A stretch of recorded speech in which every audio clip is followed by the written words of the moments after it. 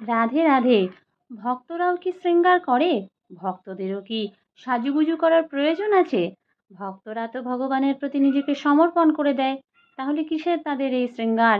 এই কোন মানুষকে দেখানোর জন্য তারা এই সাজুগুজু করবে? ভক্তরাও শৃঙ্গার করে। কেন?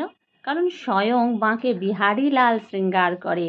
স্বয়ং বরসানে বালি কিশোরী যে শৃঙ্গার করতে পারে, তবে তাহলে তাদের কেন ভক্ত করবে না? তাদের ভক্তরাও শৃঙ্গার করে, কিন্তু সেই শৃঙ্গার এই ইহজগতের কোনো মানুষকে দেখাবার জন্য নয়, বা ইহজগতের কোনো কিছুকে দেখানোর জন্য নয়। তাদের শৃঙ্গার থাকে তাদের আরাধ্যকে দেখানোর জন্য।